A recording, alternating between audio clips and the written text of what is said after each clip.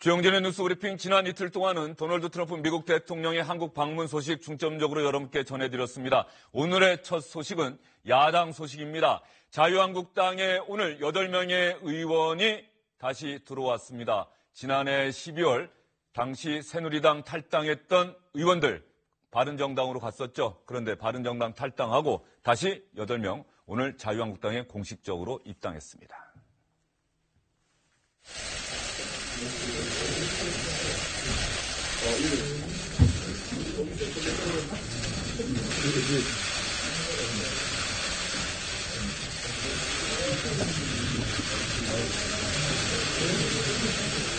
정치적 소식이 달라서 일시 변개했던 분들이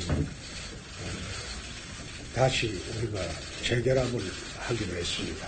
아직 정치적 앙금이 서로 남아있긴 하지만은 이제 그 앙금을 해소하고 이 좌파 정부의 폭주를 막아달라는 국민적 여망으로 우리가 다시 뭉치게 되었다. 그것을 말씀드리고 앞으로 모두 힘을 합쳐서 당이 단합된 모습을 보이도록 저희들이 노력하겠습니다. 감사합니다.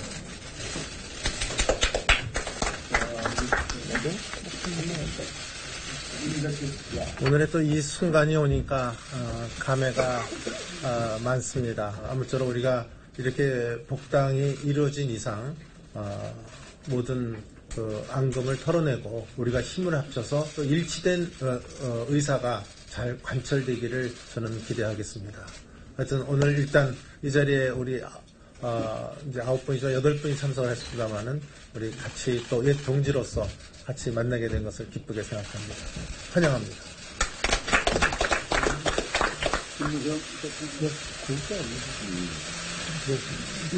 갖다 놓을까?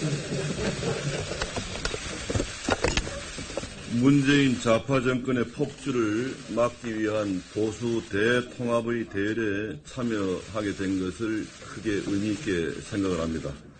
서로 간의 생각의 차이나 과거의 허물을 묻고 따지기에는 우리나라가 처한 상황이 너무나 위중하다고 생각했습니다. 좌파 정권의 폭주에 대항하도록 하겠습니다.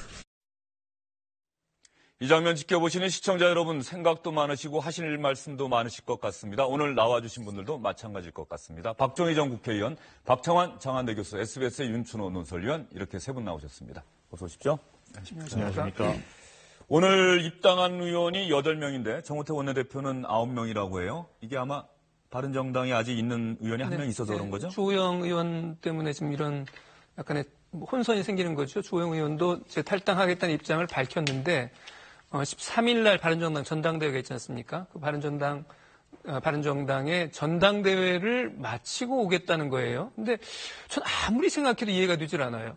아직 이쪽 당으로 오겠다 이미 뜻을 공개적으로 밝힌 분이 지금 떠날 당에서 무슨 일을 하겠다는 건지 또 그걸 두고 보고 있는 바른정당에 계시는 분들 좀 딱하게 느껴지는데요. 어쨌든 주호영 의원은 탈당의 뜻을 밝히고 13일 날 한국당으로 입당할 그런 예정입니다. 박정희 전 의원은 자유한국당에 몸담고 계시죠? 네, 예. 그렇습니다. 어떻습니까? 자유한국당으로서는 천군 만마를 얻은 건가요? 어떻습니까?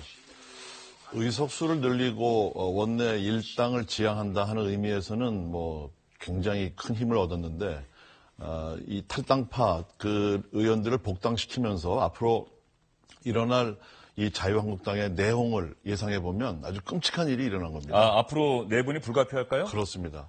내분의 이제 시작이고 아까 이제 앙금을 털어버린다고 그랬는데 이 앙금 정도가 아니고 박근혜 대통령을 지지했던 사람들은 대못을 박은 거죠. 이분들이.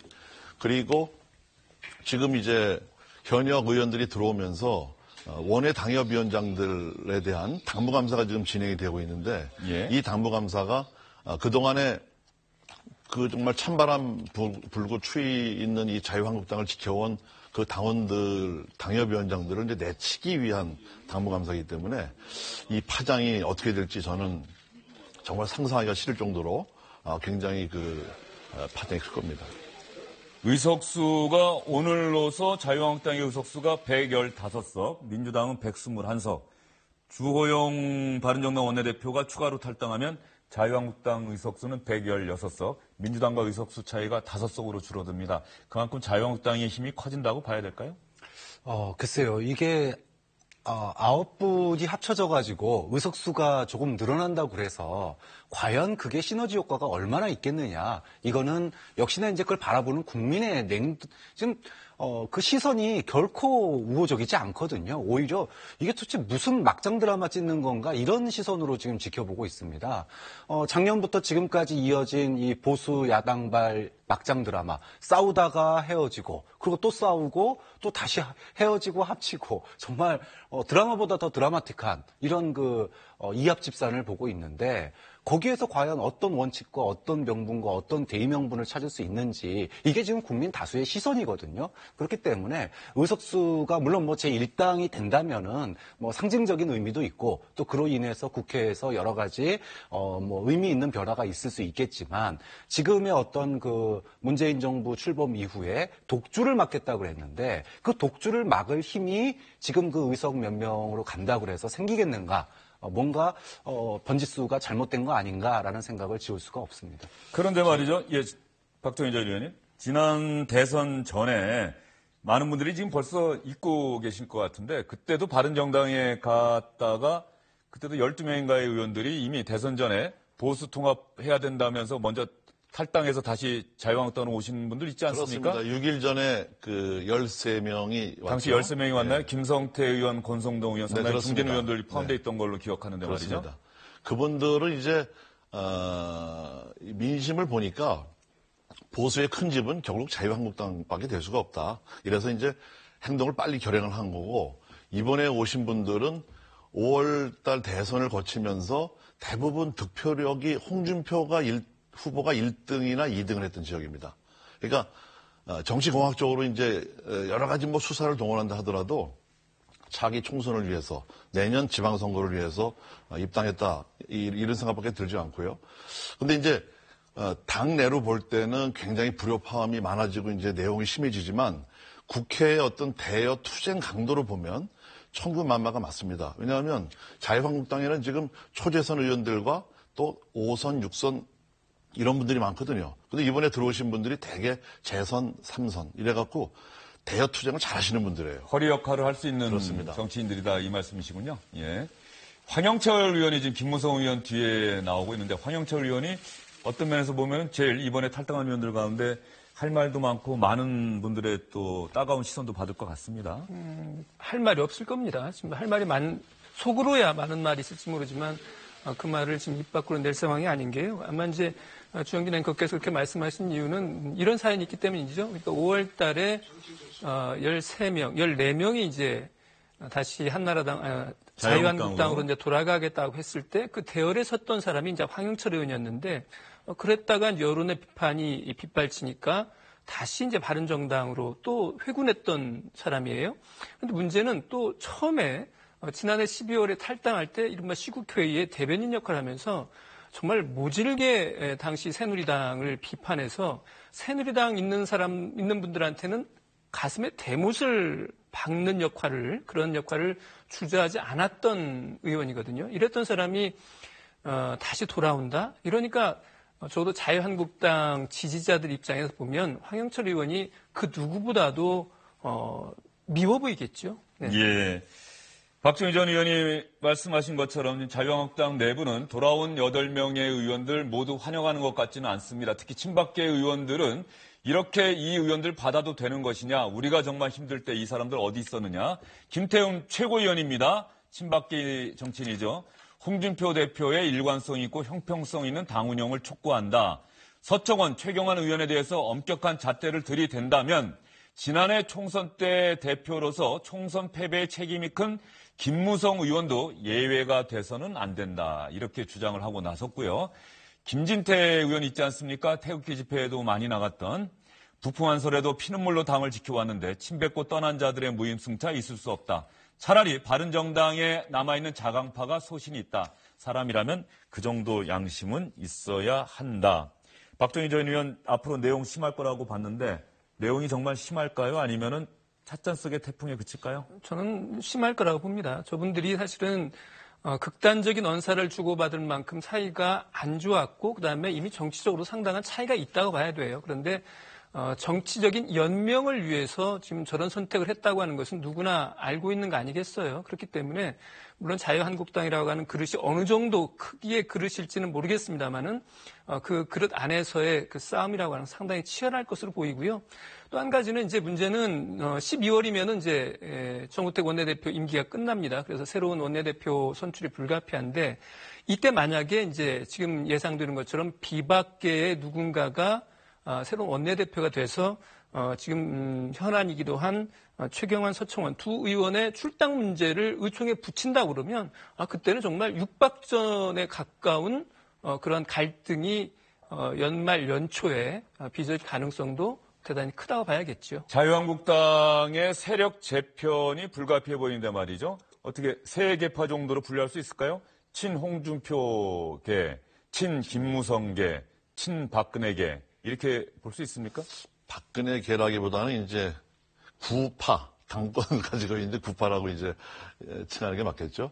저는 이번에 이분들 탈당하고 하는 자유한국당의 사태가 꼭 뭐에 비유를 할 수 있냐면 도자기가 깨졌어요. 근데 그 쪼각쪼각 맞춰갖고 거기다 이제 물을 붓습니다. 그래서 물이 새지 않고 그릇으로서의 기능을 도자기로서의 기능을 제대로 할 수 있겠느냐 하는 그런 거거든요. 그러면 정말 과거를 잊고 이제 와야 되는데 지금 홍준표 대표가 박근혜 대통령의 그 출당에 대해서도 대선 전에는 다 용서하자고 했다가 말을 바꿨거든요. 또 합당하는 과정에서 어떻게 보면 굉장히 정교한 시나리오에 의해서 지금까지 왔다. 이게 보여집니다. 대선 전에 13명 복당하고 또 다시 이제 8명 이번에 또 들어오고 이러면서 친홍준표 내지는 구당권파를 견제할 수 있는 세력들이 점점 이제 붙고 있단 말이죠. 과거에 이제 친박이라고 했던 사람들 중에서도 지금 홍준표 대표의 어떤 강력한 당권 지키기 드라이브에 동조해서 지금 많이 이제 세가 약해지기 때문에 그럼에도 불구하고 여전히 이 초재선 의원 중에는 홍준표 대표의 뭐 이제 서청원, 최경환 의원은 홍준표가 사당화하기 위해서 이렇게 강력한 여러 가지 합당도 하고 또 당부감사도 하고 이렇게 하지 않습니까? 그 가운데에서 자유한국당의 내부 갈등은 엄청나게 이제 커질 것이고 그러면서 아까 우리 윤춘호 위원 말씀하신 대로 원내대표 선거, 그다음에 서청원, 최경환의 출당 문제 이런 거에서 이제 대충돌이 일어난다 이렇게 예상할 수 있는 거죠. 홍준표 대표가 오늘 8명 받은 다음에 말이죠. 주호영 바른정당 원내대표는 이제 추가로 입당할 것 같은데 오늘부로 문을 닫았다 이런 얘기를 했습니다. 오늘부로 문을 닫았다는 얘기는 앞으로 더 받는 일은 없을 거다. 지금 바른정당 안에 있는 의원들 가운데 혹시 다음 주나 다음 달이나 이럴 때 나도 탈당해서 돌아가겠습니다 해도 안 받겠다는 뜻입니까? 저는 그런 뜻은 아니라고 보고요. 지금 남아있는 이른바 잔류파 의원들 가운데 이제 추가로 탈당할 거라고 거론되는 의원들이 몇 분 있지 않습니까? 뭐 10명으로 거론되는 분들이 한 너댓 명 되는 것 같은데, 자, 지금 이제 문 닫습니다. 오시려면 빨리 오세요라고 하는 그런 시그널인 거죠. 늦으면 주호영 원내대표 올 때 같이 오라는 시그널입니까, 그러면? 저는 뭐 그런 의미를 담아서 말한 거라고 생각합니다. 지금 뭐 100개 투항하겠다는데 굳이 안 받을 이유가 뭐가 있겠어요? 제가 볼 때도 그런 시각이 좀 있는데요. 이게 바른정당의 그 원내 교섭단체 붕괴가 굉장히 큰 의미가 있는 거거든요.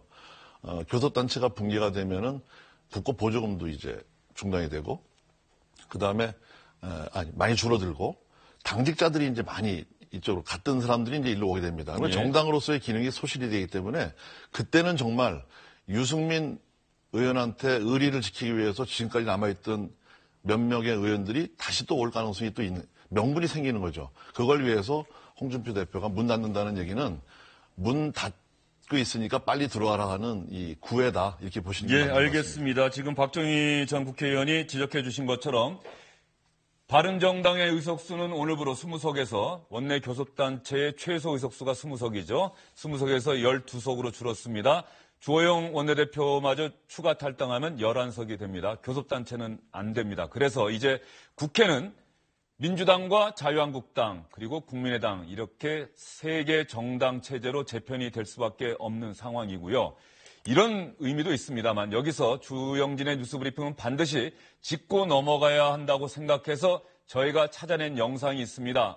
오늘 자유한국당으로 다시 돌아간 의원들 보수 대통합, 문재인 정부 견제 이런 명분 내세웠습니다. 그런데 지난해 12월 탄핵 정국의 와중에 당시 새누리당을 탈당할 때 이 의원들이 했던 이야기 여러분 기억하시죠? 깨끗한 보수, 새로운 보수를 위해서 우리는 새누리당을 떠난다. 그 이야기 여러분께 들려드리겠습니다. 이런 결정을 하게 된 것에 대해서 정말 참 가슴 아픕니다. 저희들이 새로운 길을 가기에 앞서서 먼저 국민 여러분들께 섰고 배제하면서 용서를 구합니다. 새누리당은 박근혜 대통령의 사당으로 전락해서 국민과 당원 동지 여러분들을 실망시켰습니다. 저희들은 이러한 상황을 목숨을 걸며 싸우면서 막아야 했었습니다마는 저희들의 노력이 부족했다는 점을 인정합니다. 그 점에 대해서 한없이 부끄럽고 죄송한 마음으로 국민 여러분과 당원 동지 여러분께 엎드려서 사죄드린다는 말씀을 꼭 전해드리고 싶습니다.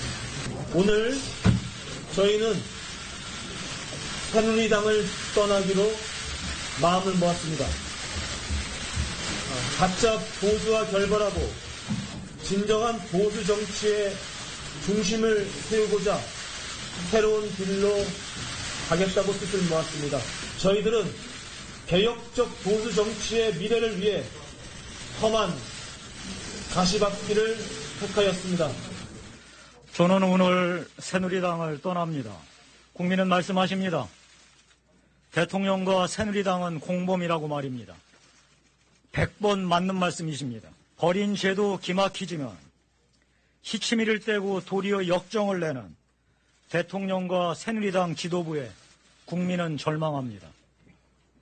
파렴치의 극치입니다. 정말 죄송합니다. 염치가 없습니다.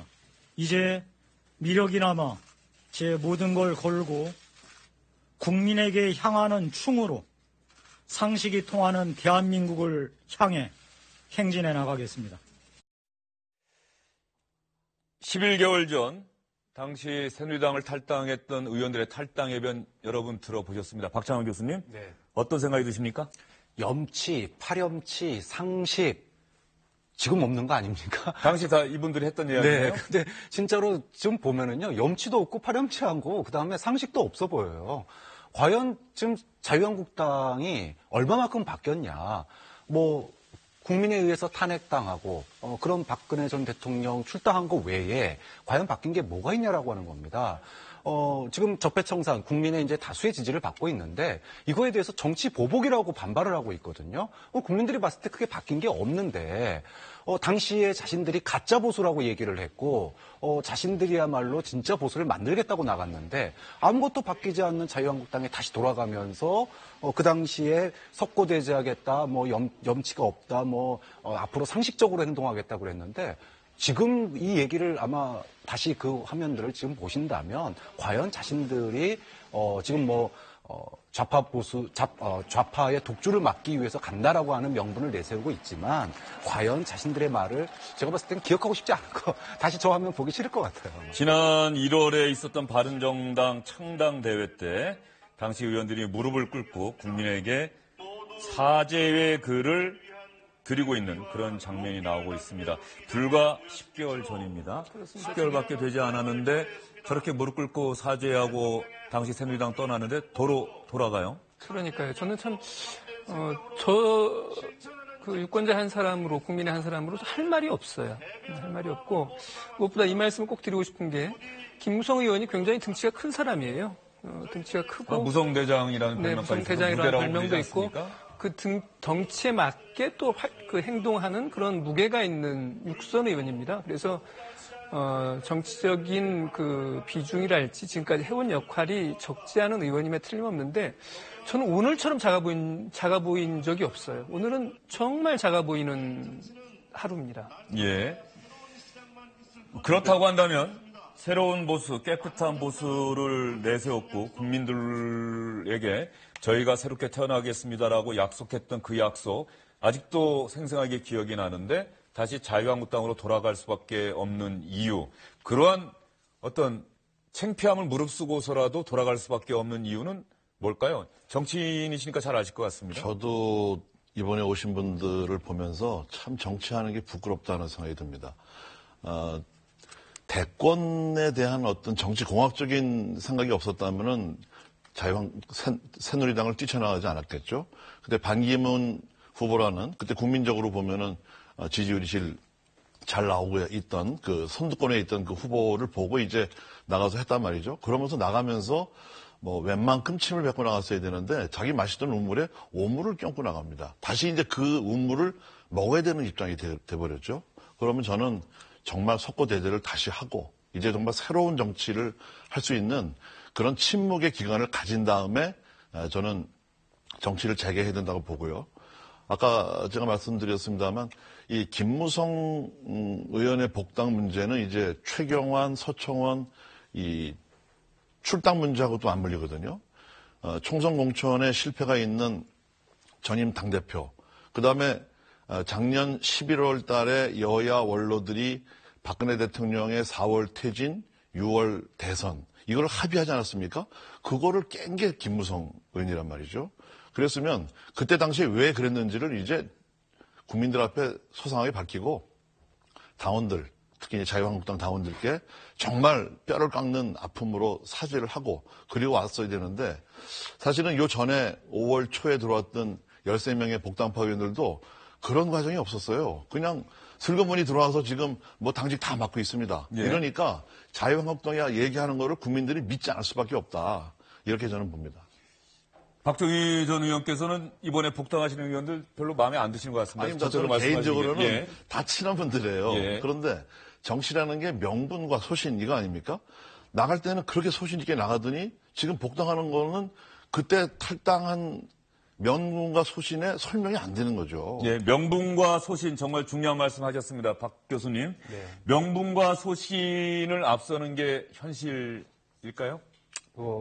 당장 내년 지방선거가 있지 않습니까? 지방선거, 다음 그리고 총선도 총선이 쉽지 않다. 있습니다. 바른정당이 있으면? 그렇죠. 지방선거라고 하는 거는 구의원, 시의원들이 당선이 돼야 되는데 그분들이 누구냐면 지역에서 유권자 조직 관리를 하시는 분들이에요. 그분들이 없으면 지구당이 돌아가질 않는데 그분들이 자리가 없어지면은 그 다음 총선에서 자기를 밀어줄 사람들, 총대 메고 밀어줄 사람들이 없는 것. 이게 바로 이제 현실 정치인의 어떤 숙명 아니겠습니까? 그러다 보니 바른정당에 있으면은 그나마 김무성, 무성계라고 불리우던 그런 그 소위 비박계의 어떤 씨가 마를 지경이 되니까 일단은 살고 봐야 되겠다라고 하는, 그러니까 진짜 뭐 아까 소신 철학 얘기했는데 뭐 후한무치한 거죠. 그거보단 당장 정치적인 이해관계 때문에 일단은 살아남아야 뭐 그 다음을 모색할 수 있으니까. 그러니까 일단 자유한국당으로 급하게 피신해서 살아남는 거고요. 그리고 명분을 갖다가 안에서 자유한국당을 변신시키겠다. 이게 지금 돌아가신 분들의 거의 일성이거든요. 근데 아까도 박 전 의원님 말씀하셨지만 그분들이 돌아가가지고 자유한국당을 변신시키는 게 아니라 지금 원내대표 경선 과정, 즉 내부 갈등에서 그 9명이 형해화돼 버릴 수 있다. 그런 점에서 정말 정치라는 게 다음 자기의 어떤 정치적인 이해관계 때문에 철학과 소신이 없는 이런 모습이 보여지는 게 뭐 우측에서 보든 좌측에서 보든 그건 마찬가지예요. 참 비판받아 마땅한 거죠. 예전에 당적 자주 옮기는 정치인들을 저희가 철새라고 부르지 않았습니까? 그렇습니다. 그런데 이제 이 당을 떠났다가 다른 당에 갔다가 또 그 당 떠나서 또 다른 당으로 가고 이럴 땐 철새라고 불러도 될 것 같은데 네. 이 당에 있다가 떠났다가 다시 이 당에 돌아오면은 이건 어떻게 해야 됩니까? 이게 전형적인 철새 아닙니까? 그렇죠. 때가 되면, 때가 다시 되면 돌아오는? 오는 거니까 예. 뭐 이분들이야말로 진정한 철새일 수가 있겠어요. 근데 아까 그 박 교수님 그 표현하신 것 중에 후한무치라고 하는 단어를 쓰셨거든요. 그걸 가만히 풀어보면요. 얼굴이 두껍고 부끄러움을 모른다는 뜻인데 그렇죠. 수치를 저는 모른다는 얘기죠. 이분들이 정말로 후한하고 무치한 분들 같아요. 그리고 이런 비판을 받아도 마땅하다고 스스로들 생각하실 겁니다. 스스로 생각하실 테고 이러한 역경에도 불구하고 다음 선거에서 살아남아서 그때야말로 대의와 명분에 맞는 정치를 하겠다고 속으로 다짐하고 있을 거라고 생각하지만은 유권자들이 이제는 그렇게 녹록지 않다라고 하는 것을 잘 아셔야 될 것 같아요. 이런 비판적인 의견이 많은 상황을 알면서도 홍준표 대표가 이들을 받았다. 그건 홍준표 대표 입장에서는 이렇게 복당하는 의원들이 전부 내 편이 될 것이다라는 생각을 한 겁니까? 그런 이유도 있고요. 그 다음에 이제 보수의 분열을 우려하는 여러분들은 일단 바른당하고는 합쳐서 한 길로 가야 된다고 많은 요구가 있습니다. 그런 국민적인 또 자유한국당 당원들, 보수 지지자들에 대한 바람을 홍준표 대표가 외면할 수가 없었고요. 그 다음에는 이제 내년 지방선거 코앞에 닥쳐 있습니다만 지금 이 문제 때문에 아무것도 못하고 있지 않습니까?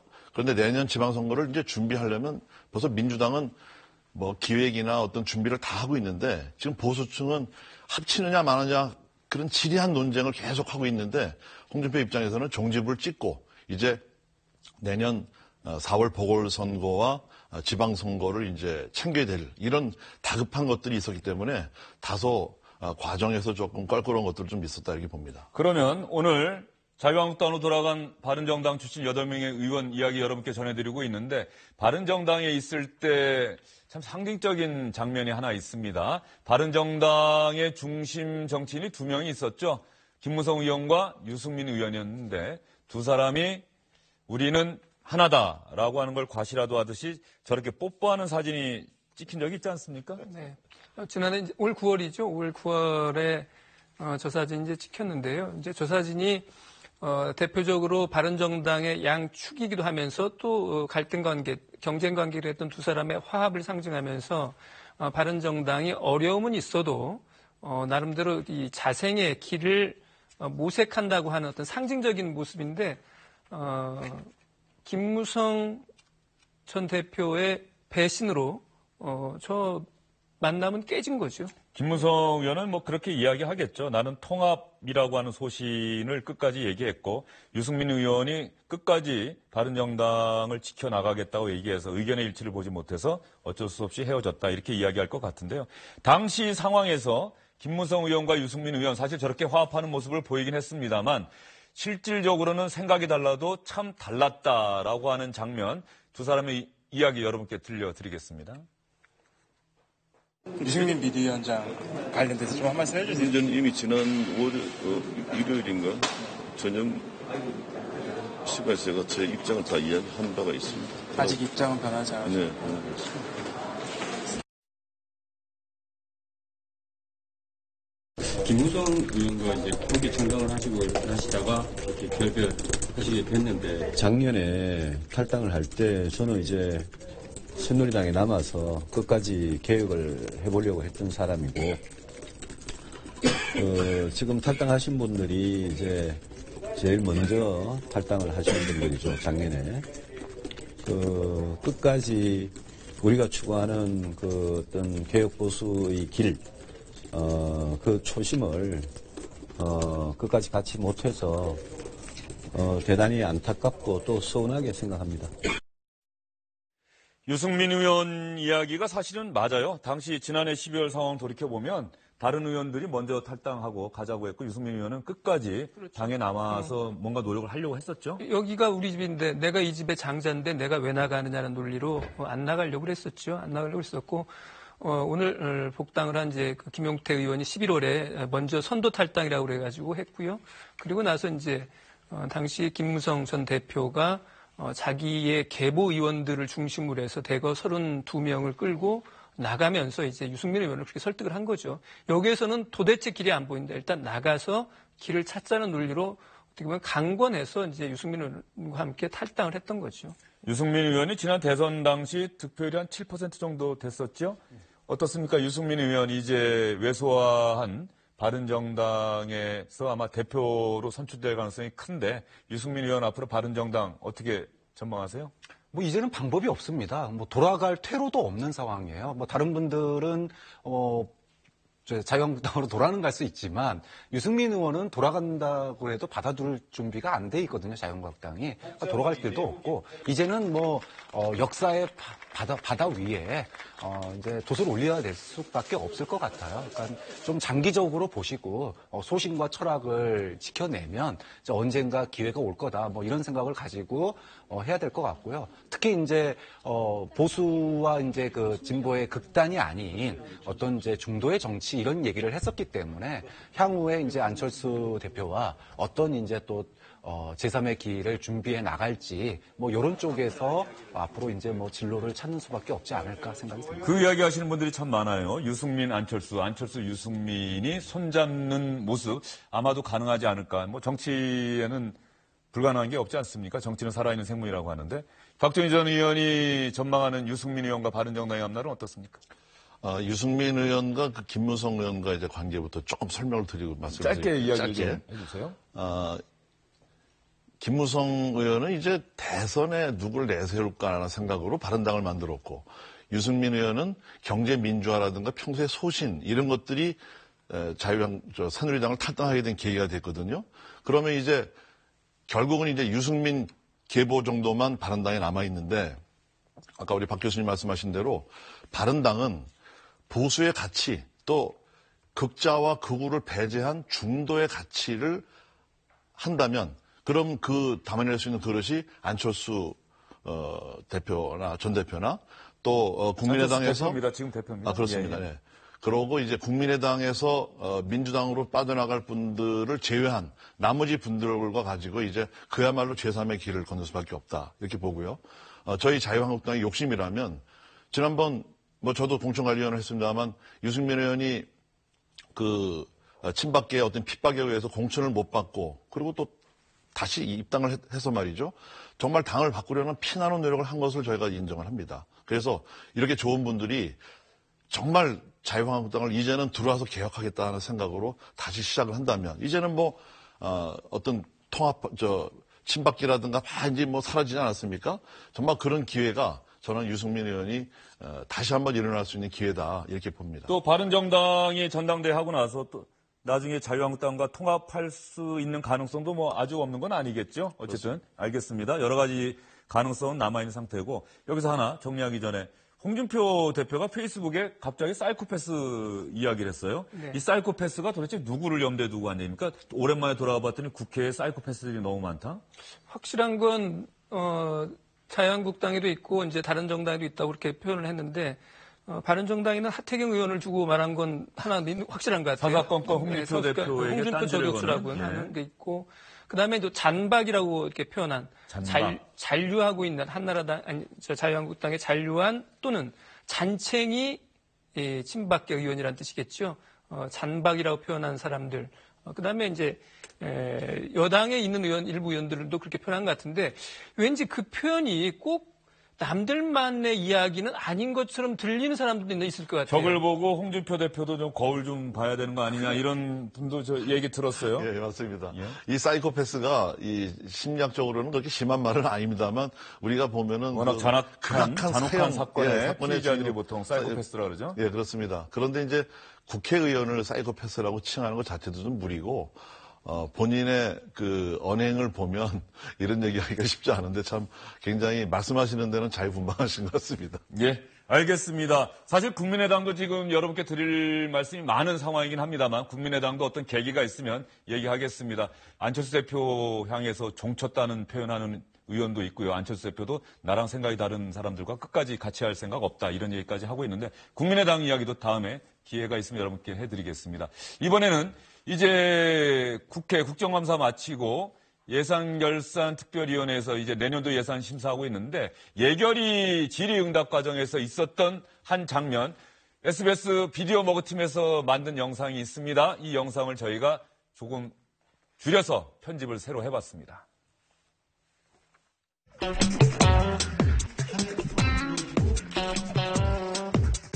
강남평의 이은재 의원입니다. 총리님께 질의를 드리도록 하겠습니다.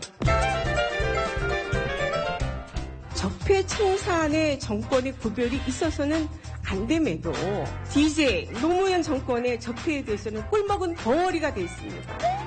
이유가 뭡니까?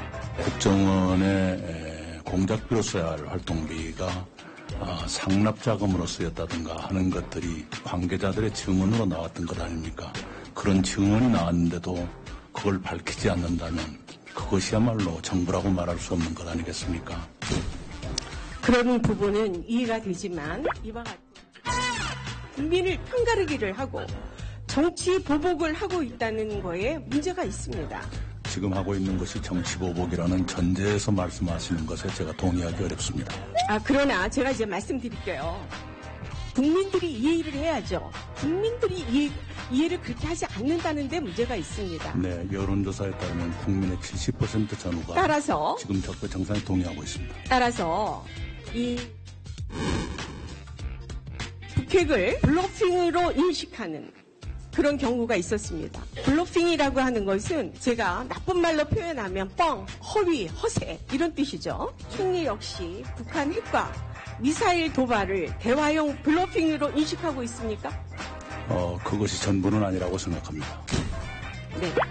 그다음 이 그림을 보시면 북한의 고속도로가 이동식 미사일 발사장과 전투기 활주로로 활용하는 것은 어떻게 보면 북한의 도발에 우리 세금으로 지원하는 꼴이라고 저는 볼 수밖에 없습니다. 남북협력기금은 늘 일정한 규모를 유지하고 있습니다. 그리고 그 남북협력기금의 사용은 지금 같은 북한의 안보 위협 상황에선 사용할래야 할 수가 없는 불가능한 일입니다. 저것이 퍼주기라는 것은 현실과 맞지 않습니다. 그 돈을 쓸래야 쓸 수가 없습니다.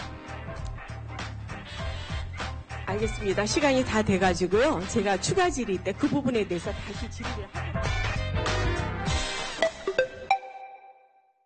중간에 응답하라 1988의 주인공들 이름도 나오고 이동희, 박보검 말이죠. 그런 이름들이 갑자기 나오고 그랬던 이유가 뭐라고 보세요?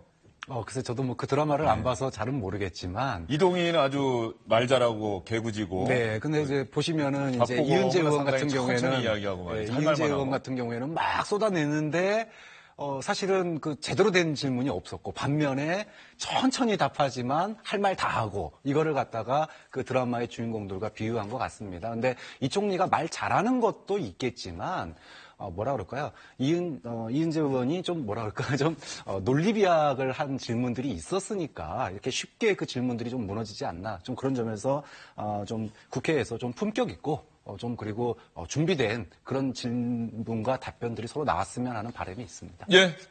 질문하는 국회의원들도 준비 많이 해야 할 것이고요. 답변을 해야 하는 국무총리와 국무위원들도 정말 준비를 많이 해야겠죠. 그래야 내년도 예산안이 상당히 충실하게 심사되지 않을까 이런 생각 해봅니다. 세 분 오늘 수고 많으셨습니다.